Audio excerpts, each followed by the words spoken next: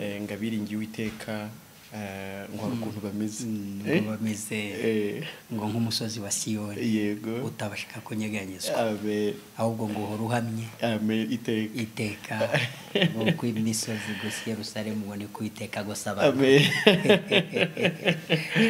ubwo rero ubwo ntibukwiye ko ubuzima bw'ibyanditswe ahubwo bukwiye kuba ubuhamenya bw'umuntu mbese akumva ari uko nguko ameze ariko bishoboka gusa muri Kristo honyine nta handi bishobokera nta bushobozi bw'ibyahano byagwa gukomera mw'ubwo buryo nta nshuti zagwa gukomera mw'ubwo buryo nta bwenge bwagwa gukomera mw'ubwo buryo nta gihugu cyiza wabamo cyagwa gukomera mw'ubwo buryo ariko muri Kristo uko gukomera uko kubuhamenye kubutekanye kuba ushikamye kuba uguwe neza kuba utanyeganyega kuba wuzuye birashoboka cyane ubwo rero nibyo tutavuze ritse n'indende ibyishimo bishingiye ku by'isi ni ibyishimo by'igihwayihwayi nibyo cyangwa by'akanya gatoya bishiraho nk'uko uburabyo buba buriho mu gitondo butoshye yego ariko nyuma ya saa sita bukaba bwumye yego nuko ariko bavuze ngo niby'Imana ibashakaho muri Kristo bivuze ko kwishima iteka bishoboka gusa muri Kristo kwishima iteka birashoboka hashingiye ko ibyo twishimira nabyo ari iby'iteka ryose amen bavuze rero ngo si ukwishima iteka gusa nabwo dusenge ubudasiba niyo mpamvu ijambo rivuga ngo birashoboka gusenga ubudasiba kuko iyo dusenga nayo ubwayo tubana ubudasiba kabiri nanone icyatuzitiraga gusenga cyangwa se gusabana n'Imana cyakuweho na Yesu mbese ni ukwibwira iby'Imana iteka nicyo bari kutubwira ubwo twe gusabana n'ibindi nicyo bishatse kuvuga kuba ngeze utari gusenga ni ukuba yasabanye n'ibindi aho gusabana n'Imana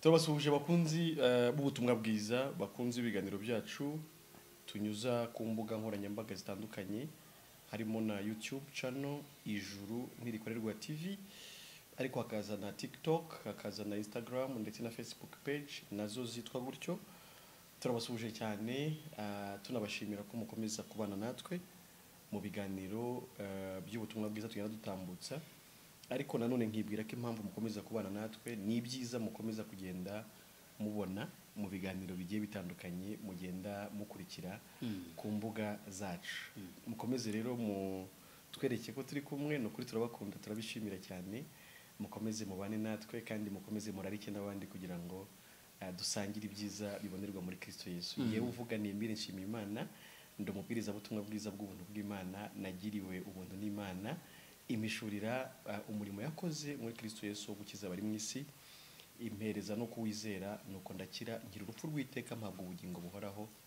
mba mu isi naramaze kubabarirwa naremewe n'Imana nzi neza ko igihe cyose nzavira mu mubiri mu by'ukuri nzaba ntashye iwacu mu ijuru nta gushidikanya nta kuvuga ngo bizaterwa n'impamvu iyi n'iyi cyangwa iyi n'iyi ahubwo namaze kumenya neza ko nemerewe kubana n'Imana iteka ryose na niyo mpamvu rero nshishikariza kubwira abandi iryo banga ry'ubugingo buhoraho icyo bisaba kugira ngo umuntu abe mu isi yizeye ijuru mu buryo budasubirwaho nkaba rero mbahaye ikaze n'ikaze cyane mu biganiro byacu nk'uko mubibona ndi kumwe na mwene data musanzwe mumenyereye kuri kamera zacu ndagira ngo nawe abasuhuze ababwira amarangamutima ye kuri mwebwe hanyuma ubundi dukomeze ikiganiro ariko twese twamenyanye kandi twasuhuzanije kari mwene data murakoze cyane Imana ishimwe cyane nanjye nsohuje abakunzi b'ibiganiro byacu ibiganiro by'ubutumwa bwiza ibiganiro bikiza, ibiganiro biruhura, ibiganiro bitanga amahoro, ibiganiro bitanga umudendezo, umuntu akaba mu isi nta bwoba. Imana ishimwe cyane rero. Amazina yanjye nitwa Musabyimana Yosefu Mugisha. narakijijwe ndi umukiranutsi. Namenye neza ko navutse ndi umunyabyaha kubera igicumuro cya Adamu, ariko nza kumenya nanone amakuru yuko Imana yiyunze nanjye muri Kristo Yesu, kuko ari we waje gukora icyo gukiranuka, kandi icyo gukiranuka yakoze cyahesheje bose gutsindishirizwa, ariko babihabwa no kwizera. Narizeye rero menya neza ko mu maraso ya Kristo Yesu nakuweho urubanza rw'ibyaha, ubu nkaba ndi umukiranutsi. Ndi mu isi nezerewe, ndi musi nishimye, ndi musi mfite ibyiringiro bifite ubugingo, simfite ubwoba bwo kuyikurwamo igihe data yashima ko nyiviramo. Ndanezerewe kandi mfite umunezero mu bintu byose. Imana ishimwe. Amen. Imana ishimwe cyane. Ntekereza ko abantu bakunda mu busanzwe kugira ibyo batunga hano mu isi. Abantu bakunda kugira ubutunzi nyine bwa hano, ariko hano ho tuhari igihe gito, tuzanahava nyine twimuke tugende. Bamwe bajye kubana n'Imana iteka, abandi bajye nanone kubabazwa iteka mu nyanja k'umuriro n'amazuku. Yego. Uwatunga neza yaba mwese atunze ubugingo. Nibyo. Umutunzi w'umunyabwenge, yego, n'uwaba mu isi ariko atunze ubugingo cyangwa se ijuru. Yego. Muri make azi neza ko iwaba ari mu ijuru. Nibyo. Azi neza ko hano ari umugenzi, cyane ko urupfu rwo ntabwo rutinze kuza. Nibyo. Ubwo rero buri wese yarakwiye kuba azi neza aho azajya nyuma y'ubuzima, kandi twakwifuriza buri wese kujya heza. Nibyo. No kugira ngo tumenyeshe bose inzira ibajyana heza yaharuwe n'Imana binyuze kuri Yesu Kristo. Nibyo. Mu by'ukuri wari unavuze ko ubaye mu isi ufite amahoro, umunezero muri byose, ariko ubundi isi kuyinezererwamo biragoye, hashingiye ku bigoye abantu byinshi by'uburyo butari bumwe. Yego. Ariko koko nk'uko bivuze muri Kristo birashoboka. Yego. Kuba mu isi umuntu afite amahoro, umuntu aguwe neza, umuntu atekanye, adakangwa n'icyo ari cyo cyose, ahubwo ameze nka ya misozi ngo abiringiye Uwiteka, ngo hari ukuntu bameze, ngo bameze ngo nk'umusozi wa Siyoni. Yego. utabashaka kunyeganyezwa, ahubwo ngo uhora uhamye iteka nk'uko imisozi gusa Yerusalemu ubone ko Uwiteka agosaba.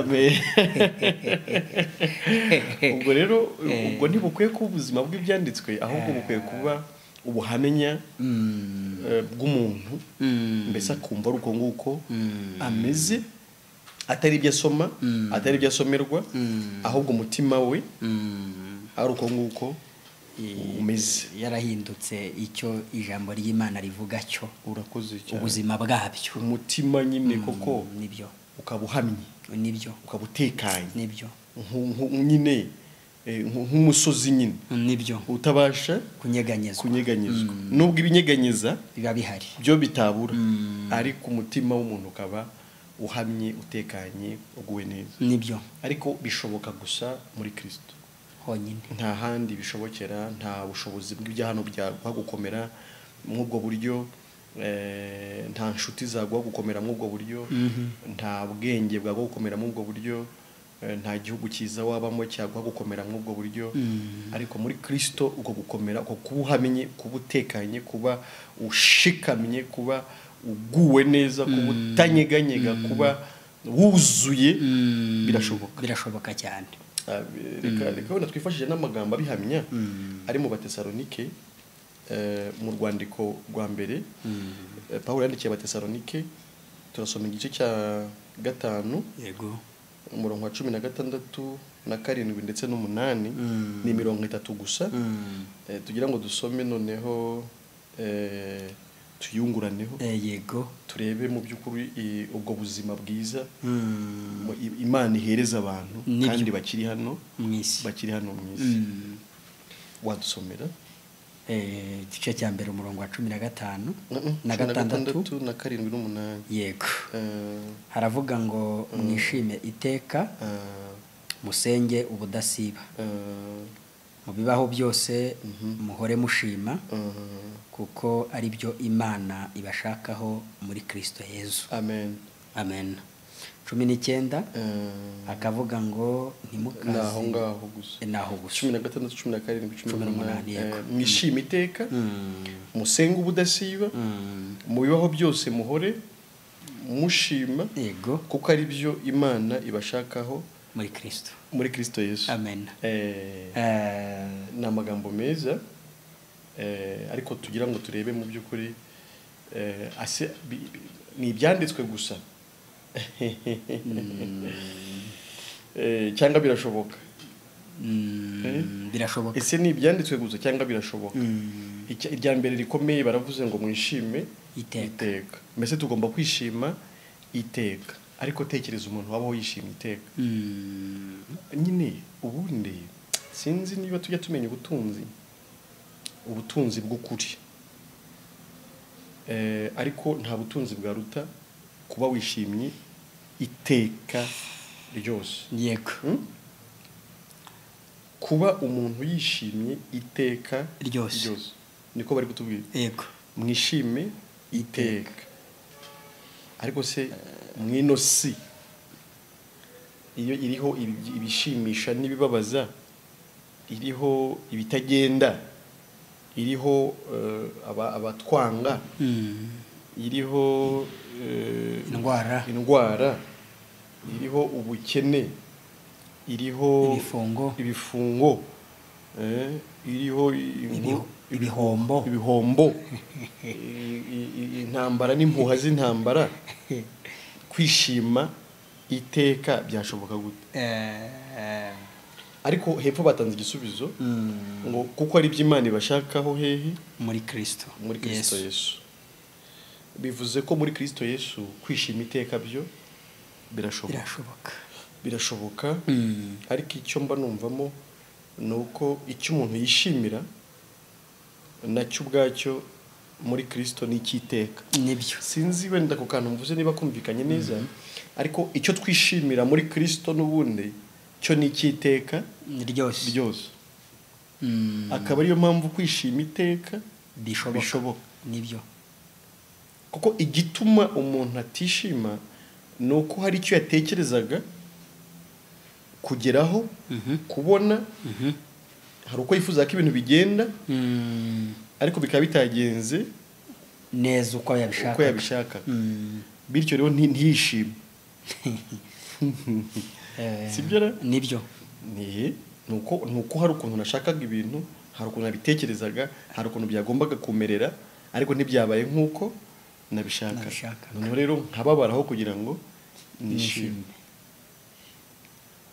Ubundi se ntibigaragara ko bidashoboka nyine ko umuntu yakwishima atari mu cyatuma yishima iteka? Yego. Nyine nanone no kwishima simbona abantu benshi biramutse bigurwa banabigura. Yego. Ubona hariho abantu benshi bafata umwanya bagatega indege bagiye mu Burayi kwishimisha. Yego. Ariko nubundi aragenda kwishima ntiyabibona, abona akanya gato akagaruka, ariko nubundi kwishima iteka bitabonetse. Umuntu akavana akajya ku mazi. Yego. Burya n'byishima bashaka. Yego. Nk'ikimenyetso kigaragaza ko bigurwa, abantu bajya batanga ibyo batunze byose kugira ngo babone ibyishimo. Yego. Ariko ntabwo bishoboka ngo bishobokere umuntu, kuko aho aba ari gushakira ibyishimo nta bihari. Mbese ni ugushakira inzira aho itari. Wari uvuze n'ikindi nkunze, uravuze ngo nibiboneka ni iby'akanya gatoya. Reka mvuge n'iki koko nk'uko bivuze, ndetse bimwe bibasha gukunda koko mu byo umuntu yatekerezaga byamushimisha. nyine abasha kubigeraho ibyo yatekerezaga biri bumushimishe ariko mu kanya hakaza ibindi bimubabaza bigatesha agaciro bya bindi yari yishimyemo mu mwanya washize. Noneho hari ukuntu n'ibintu bya hano bihindagurika. Yego. Hari ukuntu bihindagurika ukabona wenda mu gihe runaka tuvuge nishimiye imodoka. Yego. Naguze imodoka nshyashya. Ndayishimiye ariko nayitwara iminsi ngahe itari na myinshi nkabona undi ufite iruta. Nibyo. Ngahita numva bya byishimo nari mfite muri ya modoka yanjye bihise bita agaciro. Kubera ko imodoka ntitanga ibyishimo cyane. N'inzu umuntu arayubaka muri quartier runaka. Yego. Akaba ariyo ndetse ya mbere ihari akayihapura akayubaka uko yumva yabishakaga. Ejo ayiryamamo kabiri cyangwa gatatu ukwezi se umwaka. Yego. Hakaboneka undi nawuza agakubita ubwikubye gatatu ya yindi akabona ntigishimishije. Ni byinshi mbese icyo numvamo gikomeye nuko ibyishimo bishingiye ku bya hano birahindagurika. Yego. Hari abantu bashimishwa n'amakipe kabati ikipe yanjye iratsinda. Ahubwo se ko nabyo iyo wifuza ko iri buguha ibyishimo ko yo nayo yigeze nko ku munota wa nyuma yari ifite nka kimwe iyo udafana nta kifite n'ubundi bigera ku munota wa nyuma umutima wenda kukuvamo baratwishyura.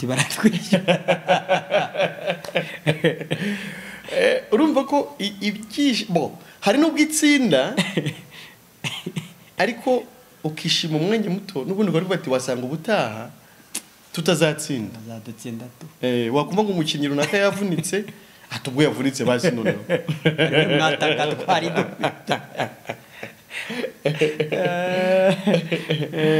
urumva rero mu by'ukuri umuntu ashingiye ibyishimo bye kubifatika cyangwa se muri rusange ku byo abantu batekereza. Yego. byamuviramo ibyishimo. Yego.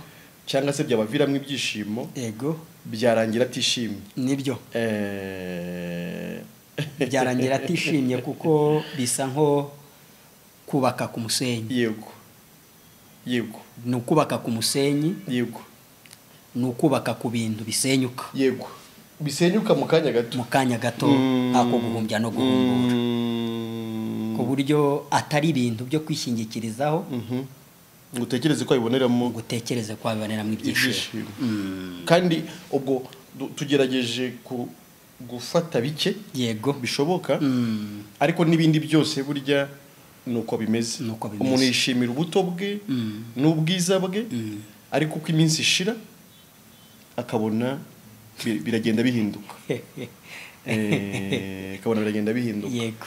Ubwo rero nibyo tutavuze ritse n'indende. Yego. Ibyishimo bishingiye ku by'isi ni ibyishimo by'igihwayihwayi. Nibyo. Cyangwa by'akanya gatoya bishiraho nk'uko uburabyo buba buriho mu gitondo butoshye. Yego. Ariko nyuma ya saa sita bukaba bwumye. Yego.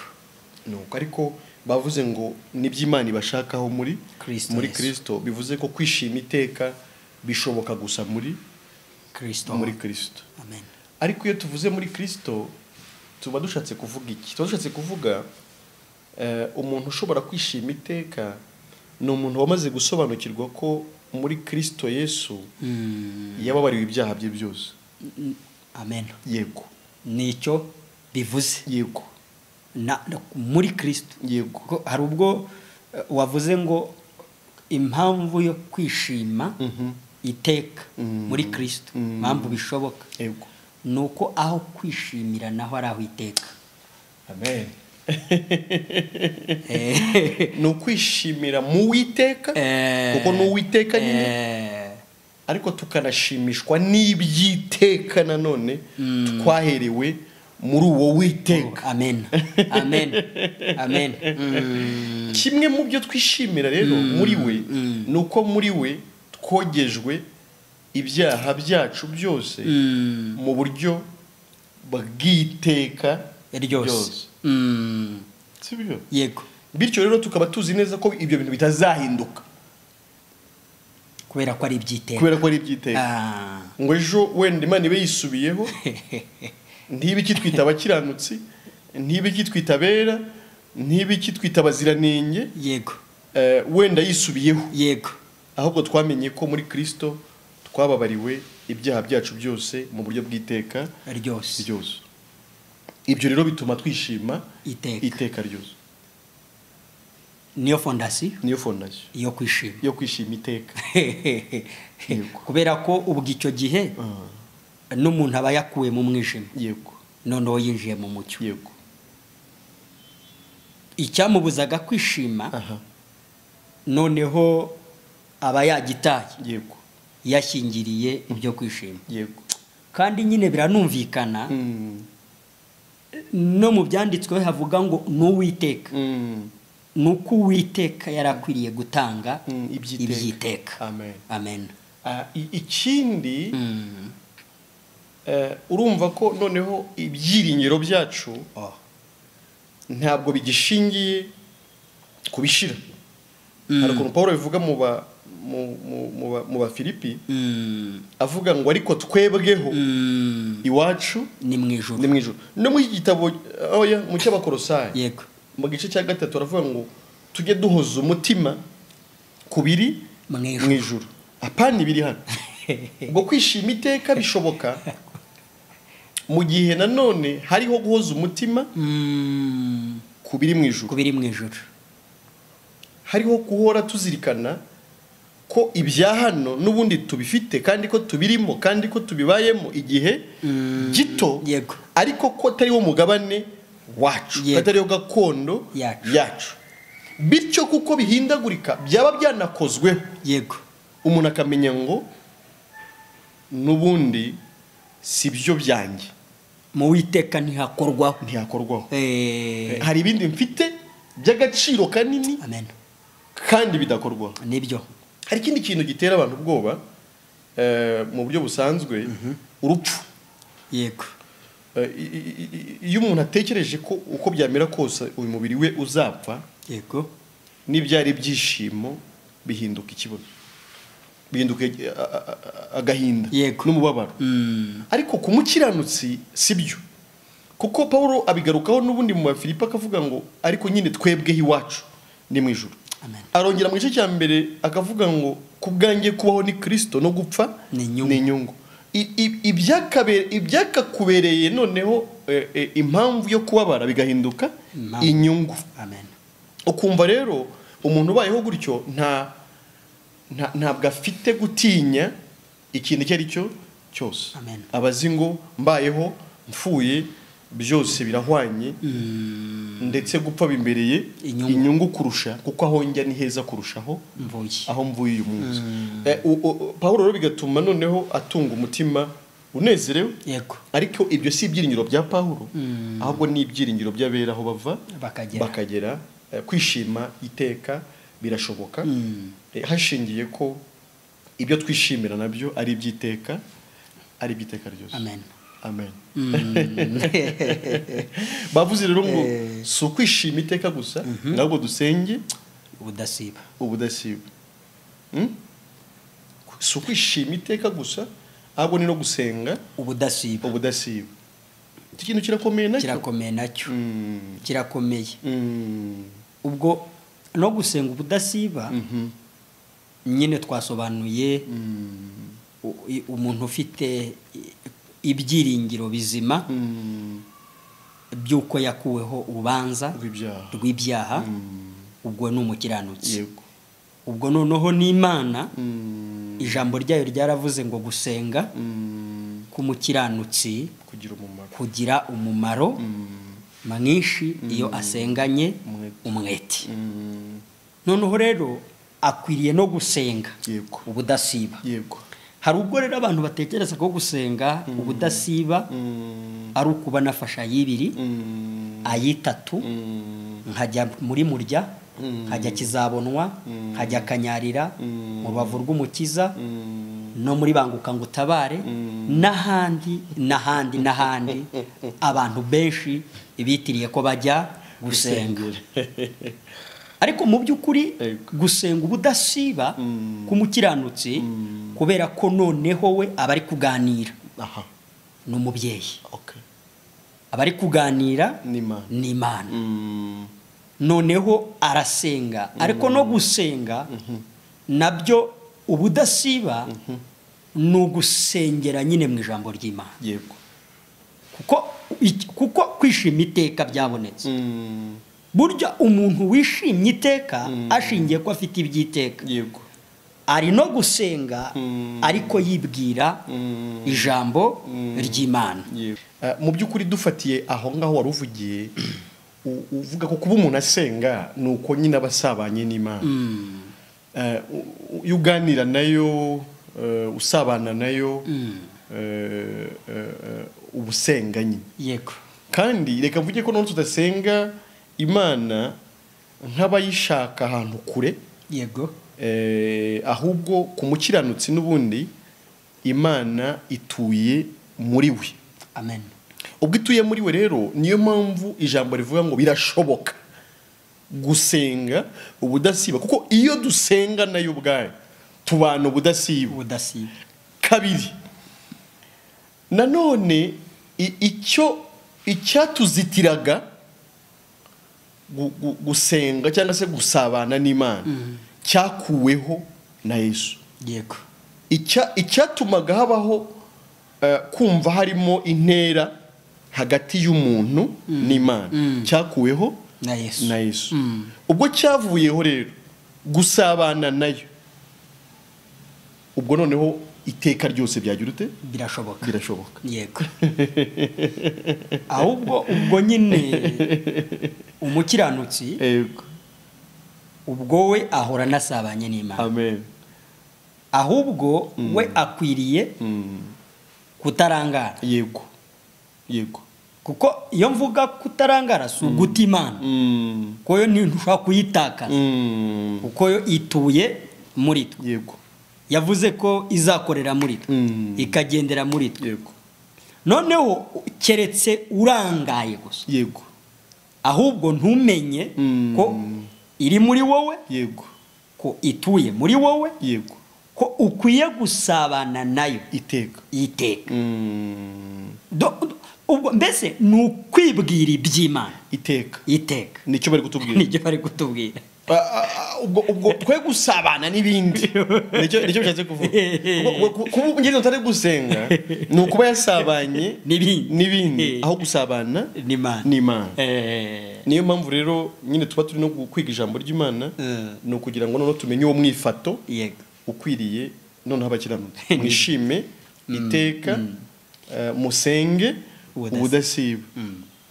Noneho ariko ibyo birakurikirana n'icyo basorejeho, mu bibaho byose ngo duhore dushima n'iby'Imana dushakaho muri Kristo. Noneho kuba umuntu ashima nanone birashoboka kumukiranutsi cyane. Ariko reka mvuge ngo nyine wowe usoma n'ibi byanditswe, jya ubisoma uzi ngo ibi niba ntari umukiranutsi ntibikunda. Tibikunda. Ni iby'abakiranutsi. Hari ukuntu umuntu afata urwandiko nkuru, urabona turi mu gice cya 5. Noneho we agahita afata ibi bivuzwe hano, agahita abyishyiraho, kandi mu by'ukuri ibyo bifite abo birimo birabwira abakiranutsi. Amen. Noneho gushima ubudasiba, wabasha gushimira Imana ubudasiba gute kandi hari ibitabonetse? Hari ibyo nibwiraga ntagezeho. Kuko turi mu isi aho tutabona ibyo dushaka byose aho ibintu bitugwirira tutazi aho biturutse bikatugwa gitumo. Ari n'umwe muvandimwe bivuze ngo tumenye ni Yakobo twemere ko ari ibyishimo byinshi muri tugubwa gitumo n'ibitugerageza by'uburyo butari bumwe. Yego. Ariko nyine ni gute ngo Yakobo washatse kuvuga iki ngo ni ibyishimo byinshi nitugubwa gitumo. Urumva kwishima ariko no gushima Imana ubudasiba mu bibaho byose duhore dushima nuko bifite aho bituruka. Ishimwe rifite aho rituruka hadahindagurika. Uko byagenze kose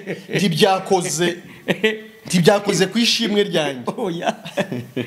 Guhomba ntabwo byakoze ku ishimwe. Hari ahadahomba kandi hari icyo gihombo. Gufungwa ntabwo byakoze ku ishimwe kuko hari ahadafungwa. Mbese gukena ntabwo byakoze ku ishimwe kuko hari ahadakena mfite. Amagambo menshi kugusebya kugutuka kuguhimbahimbira ibyo ntabwo bishobora gukora ku ishimwe. Hari ibindi Imana yatuvuzeho. Byaruta iby'abantu batuvuzeho. Petero yarabivuze ngo ariko rero dufite ijambo ryahanuwe. Iryo jambo rirushaho kuba ryiza gukomera ngo tuzaba dukoze neza nituryita. Amen. Hari ibindi Imana ituvugaho. Yego. Ku buryo tutaha agaciro ibyo abantu batuvugaho. Bityo ibyo abantu bakuvuzeho ntibyahindura kimwe Imana yakuvuzeho. Yego. Ariko nituvuga ngo hari ibyo Imana yatuvuzeho nanone abantu batwumve neza kubera ko hari abantu benshi bafite iby'Imana yabavuze. Ngiye Imana yavuze ko ndi umugirano niko nanjye Imana yavuze ko ndi umwana wayo, yavuze ko ndi uwera, yavuze ko ndi umuziranenge, yavuze ko ndi umutagaho, yavuze ko ndi umuragwa w'ubugingo buhoraho, ndetse ko ndi umuraganwa na Kristo. Ivuga ko ndi intore yatoranirijwe muri Kristo ngo nta n'uwarega intore. Hari iby'Imana rero yatuvuze. Nibyo niko bimeze. Bitanyeganyega biri ku mfatiro zikomeye bidakorwaho bidahindagurika ku buryo ntibikorwaho. Kuba nashatse umugore simite mbona urubyaro, nyamara ijambo ryo rikambwira ngo ufite uwo mwana afite ubugingo. Amen. Bikorwaho ntibihindagurika. Aho ngaho rero gushimwa mu bibaho byose duhore dushima. Aho umuntu yahora ashima bigakunda kuko iryo shimwe rishingiye ku bintu bidahindagurika. Bidahindagurika mu Rwanda. Bidahindagurika ibintu bishingiye kuri arufa na omega, itangiriro n'iherezo. Nibyo ngo nibyo Imana idushakaho muri Kristo. Ubwo rero reka mvuge ngo kuba ari muri Kristo mwumve iyo migisha, mwumve ko bishoboka kwishima iteka. Mwumve ko bishoboka gusenga ubudasiba. Mwumve ko bishoboka ko mu bibaho byose twahora dushima. Ibyo ngo nibyo Imana idushakaho muri Kristo. Ariko reka mvuge n'iki nanone, ubwo niba ari by'Imana idushakaho siko batubwiye kuko ari by'Imana ibashakaho muri Kristo Yesu. Ubwo dukwiye kumenya noneho ubushake bw'Imana kandi tukagendera mu bushake bw'Imana. Kuko iby'Imana ishaka si yo gusa bifitiye umumaro, ariko natwe bidufitiye umumaro. Kwishima iteka ntayo bitanezeza. Kwishima iteka ni inyungu ku mukiranutsi, kuko ibyishimo mugani byarabuze. None twahawe iby'ubuntu kandi by'iteka ryose. gusenga ubudasiba bituma umuntu ahora ari connected n'Imana, bityo ntatekereze ikindi kintu cyamujyana kure y'Imana. Ibyo akora byose ariko akabikora n'ubundi umutima we utekanye uguwe neza. Mu biho byose tugahora dushima. Umutima ushima, reka mvuge ngo burya ni umutima unezerewe. Nibyo. Kandi umutima ushima urushaho kwakira. Urakoze cyane. Kuko yushimye urongerwa. Yushimye urongerwa. Ariko umutima ushima kandi wishimye burya unajyana n'umubiri nawo uguwe neza. Nta kurwaragura. Umubiri uba mutaraga. Ijambo ry'Imana rirabivuga. Kubera ko igituma umuntu atishima, iyo umuntu atishimye nabyo bizanira umubiri, kuko kutishima ni stress.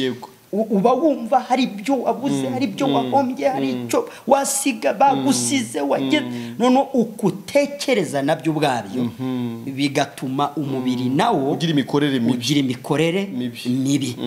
Ariko kwishima iteka mu bibaho byose tugahora dushima, ni ukuri nta kintu na kimwe cyabaho ngo kitugende hejuru.